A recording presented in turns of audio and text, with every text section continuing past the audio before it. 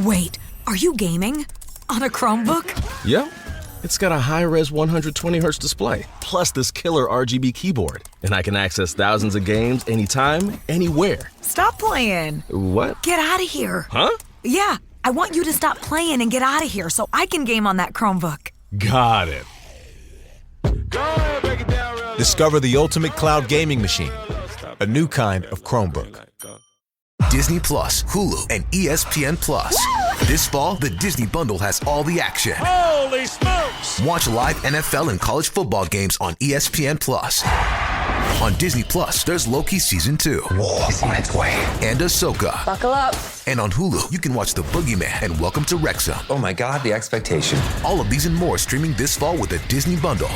Blackouts and restrictions apply. 18 plus only. Access content from each service separately. Offer valid for eligible subscribers only. Terms apply. This is a Rogue Media Network podcast.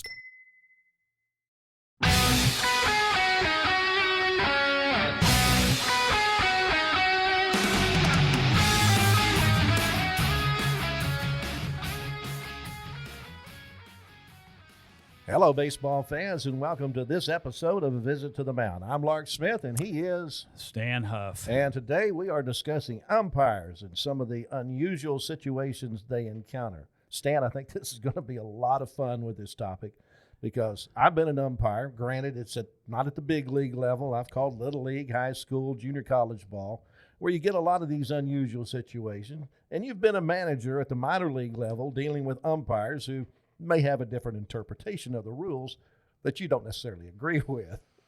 That was a problem.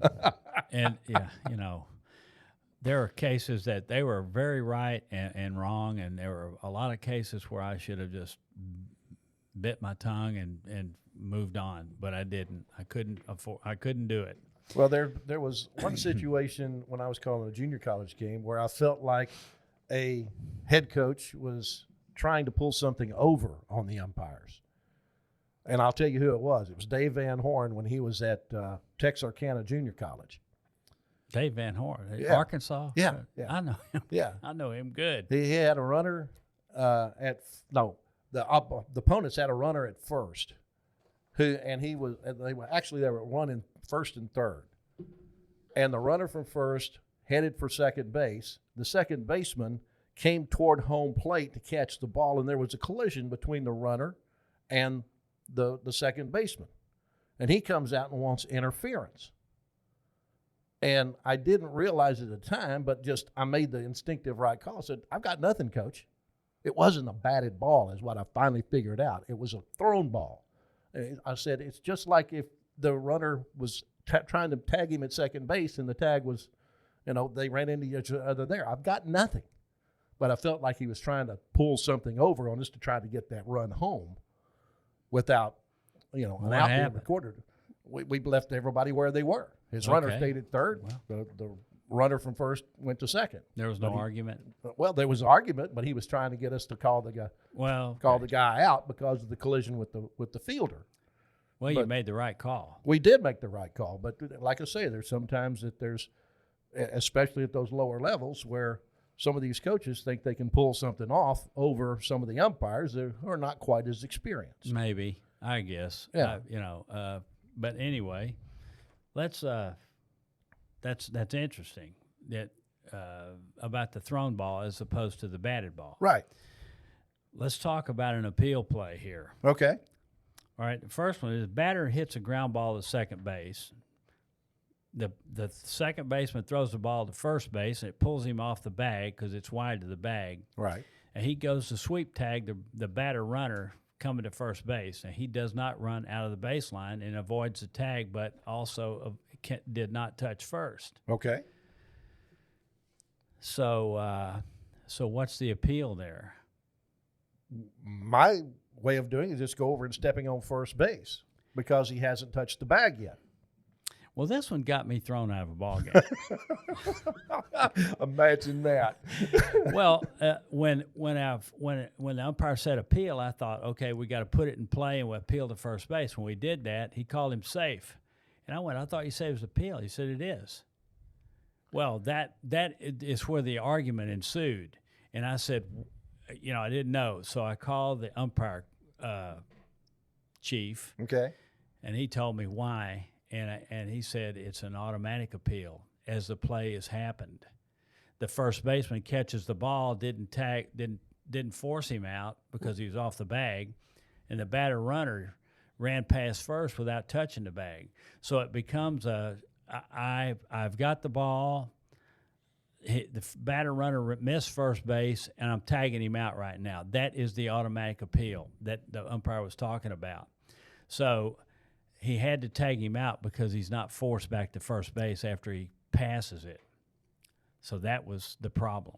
And I was assuming that it was Now, we had to go through an official appeal. The way you described that is that you let him come back to first base and standing on first base after you've allowed the pitcher to, make the appeal to first base.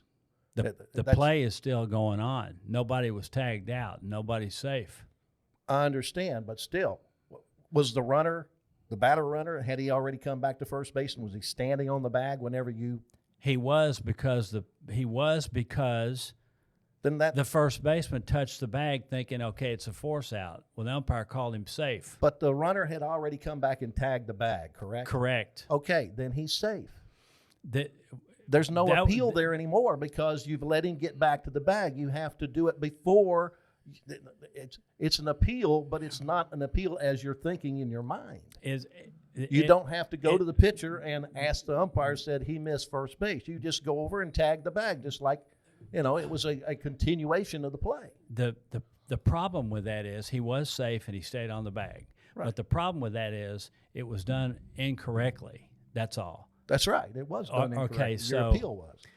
The appeal is as he runs past the bag, I got the ball, I'm going to touch him out. He missed the bag, and then he's out.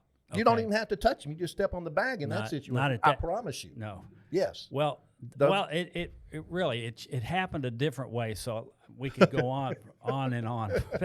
So anyway, and I stand to be corrected too on this, but this is how it happened. Yeah. Okay. Let's go a little bit further. Had that runner, instead of just going past the bag, missing first base, continued on to second base. All they got to do is tag him out at second. On a continuation, or are you talking about an appeal from the mound? No, an appeal. It said he missed first base, and they go tag him out. He's out. You can still tag on first base if you wish.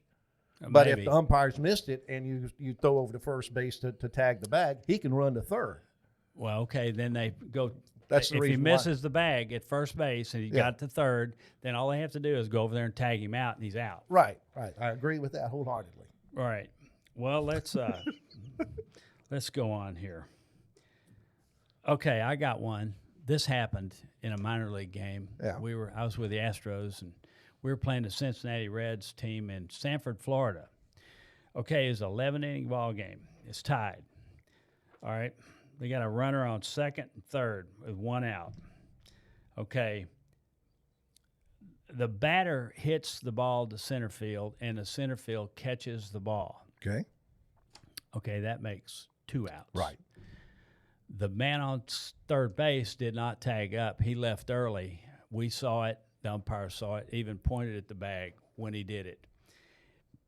So as the play's over, we officially appeal the play at third base. Now, there's a runner at second now. That guy, he was stranded at second. He couldn't go to third. So as we're doing the appeal, this runner bolts to third base, and I see what's going on really quick, and I'm saying, just step on the bag.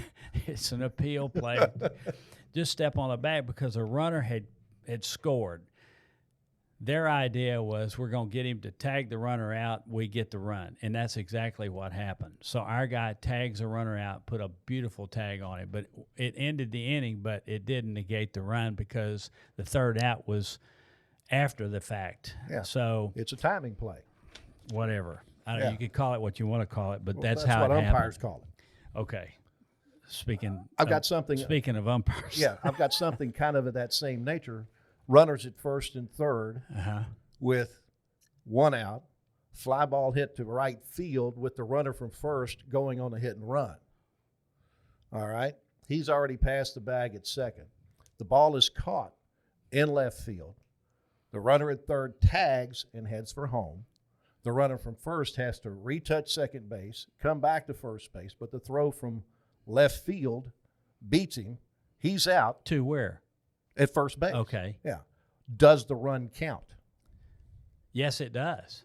You're correct. It does count. Yeah. I mean, that was an umpire situation I had. Well, okay, And but- I didn't count the run because Well, the runner I thought it scored was a- before the last out. I Was thought made. it was an inning-ending double play. But no, it's a timing play. That's what I learned. Well, yeah, it's a well, timing okay, play. timing. Yeah, same thing. So he scored before the run, before that third out was made. Correct. Correct. Right. Yes. Yeah. So All right. it's one of those things you learn along the way. Yeah, and it's interesting. We had a kid in Double-A when I was with the Astros. They signed him out of a jungle, I think. As a matter of fact, he was throwing coconuts or something. He had a really good arm. Well, he didn't know anything about baseball. This guy was a really good ball player. Just I no mean, baseball IQ. he didn't know. Well, ball was hit to outfield, and he rounds second base. The guy catches the ball, and he's almost to third.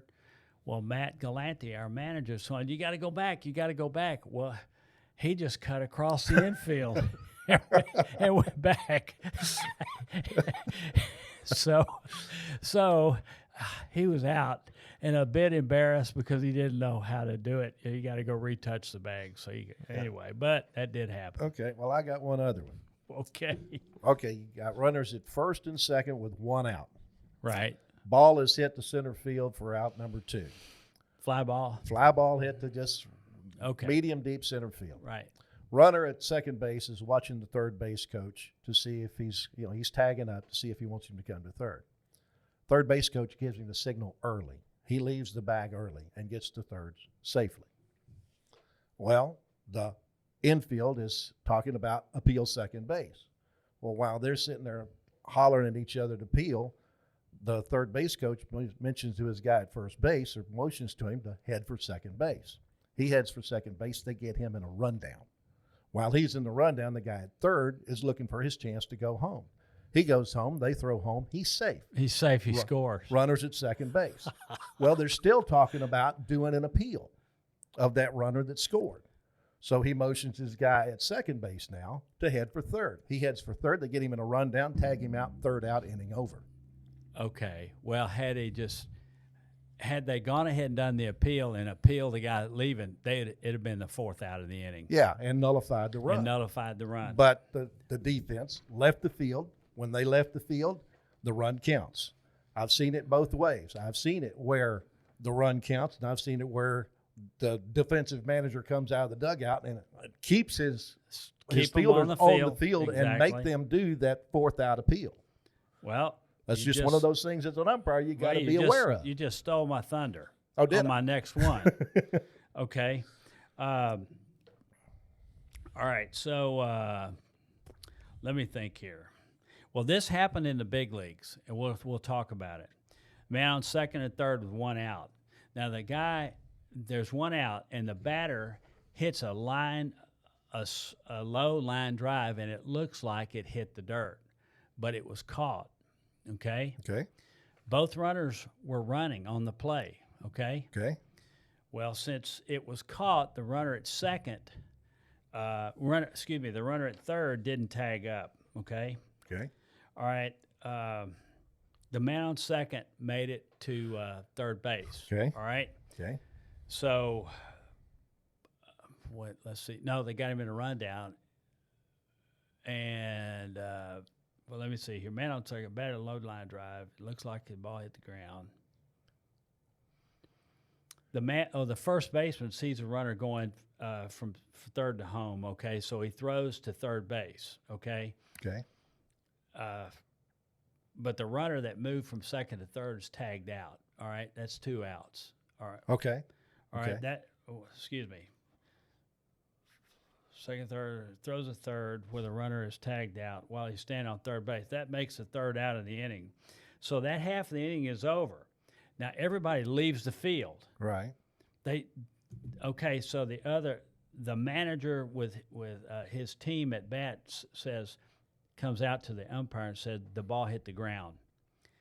The umpire said no, it didn't, but he didn't argue. He just walked right back in. Okay, he wasn't going to say anything after that because he knew that if they did, they'd appeal that play and he'd get that runner out. Right. Okay, the man on third. All right, so they left the field after the third out was made. What they could have done, though, leave everybody on the field, like you said, and make the appeal, and that run would not have scored. Well, the question I have from the scenario that you described there, the runner that came from second base standing on third, you said he was standing on third when they tagged him? He got he tagged him out before he got to third, okay. which made the third out of the inning. Because as soon as he comes to third base belongs to him. That runner from third trying to come back. Exactly, but I've misstated. That's my fault. Yeah, just that happened, and I'm assuming that's happened multiple times. Oh, I'm sure. It's crazy the way that. I'm sure. Well, let's talk about the ambidextrous pitcher. Yeah, let's talk about that. The ambidextrous pitcher and the switch hitter at the plate. Well, let's go on with just a regular hitter first. Okay. The guy sees that he's a right-handed pitcher and there's a right-handed hitter. Yeah. Right. Right. But he changes to throw with his left hand.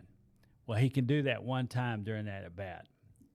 Unless he has an injury, then he can move it back. He can come back. So if he throws from the left side against this right-handed batter, and he snaps an ulnar nerve or something, yeah, he can change back. He can change back to right-handed, even though he threw maybe the first pitch right-handed. He can throw the next pitch left-handed, screws up the left arm, and goes back to throwing right-handed. He can do that. That's true. That's the only time that he can change arms more than once against one batter. Right. Is what you're telling me. So okay. if it's a switch hitter, okay, now we'll go to your scenario, switch hitter. He's allowed to change one time. And so's the hitter. The hitter cannot change. The hitter has to stay there the whole at bat. That's the rule. I mean, they can switch one time. One time, yeah. That's a hitter and the pitcher. Yeah. So if the hitter comes up there right-handed and the pitcher decides he's a lefty and he decides to throw right-handed. And the guy switches. Yeah, well, he's there. Yeah, he's got to bat that way. Right. So he can still go to the left side one time.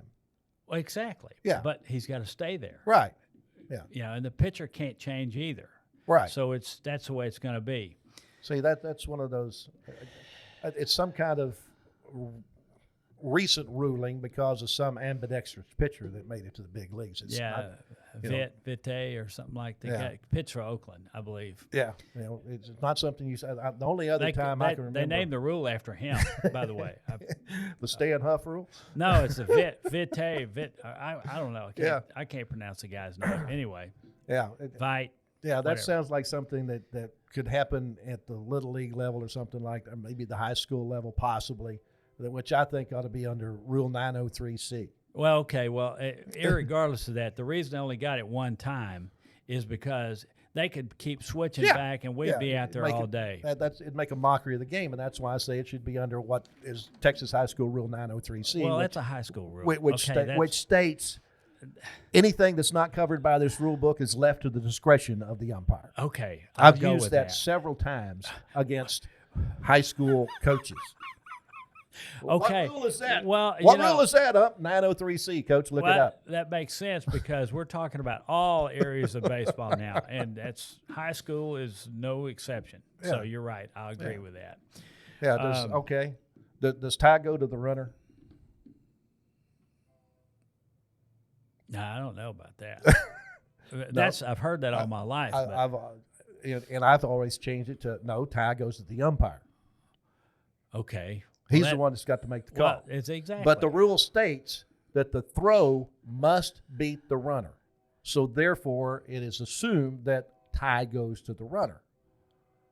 That's the assumption. It's not in the rule book anyway. That's no assumption. He's got to beat the runner. The throw has to beat the runner for him to be out. Yeah, I had a call at third base, bang, bang play, and I called him out, and the third base head coach, was in the third base coach's box, and he hollers, tie goes to the runner. I handed him the rule book, and a magic marker. And I said, when you find that in the rule book, underline it with the magic marker and send me that back instead of my check. Otherwise, send me my check.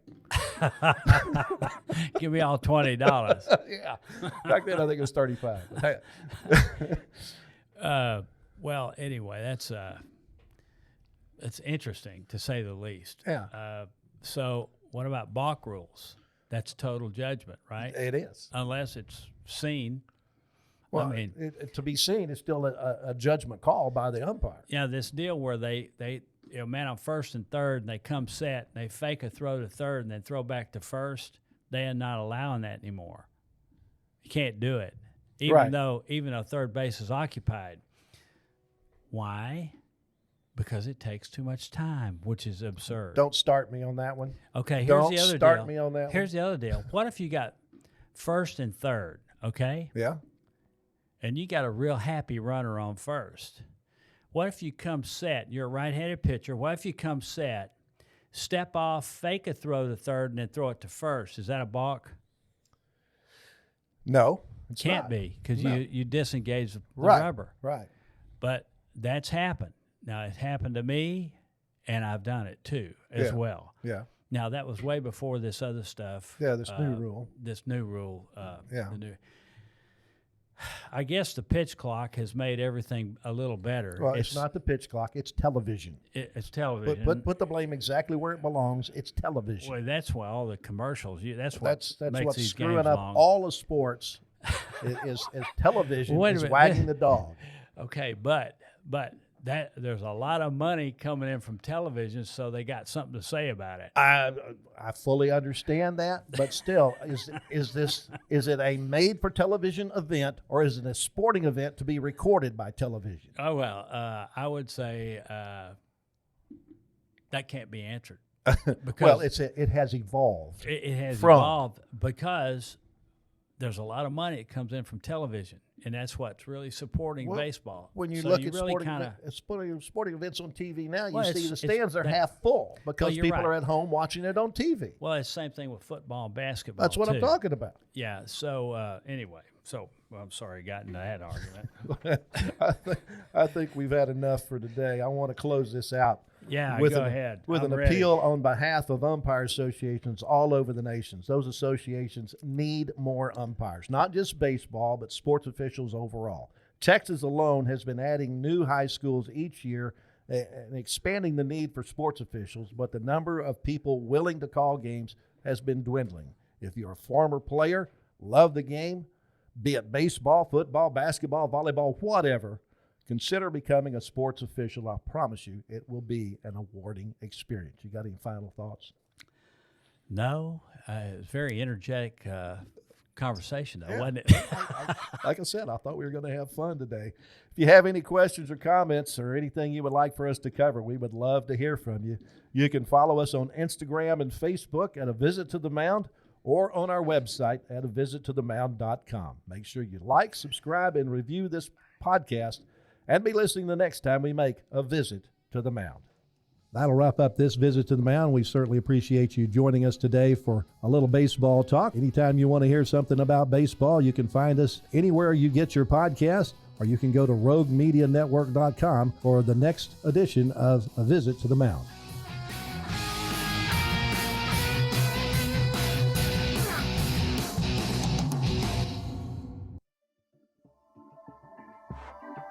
This has been a Rogue Media Network production.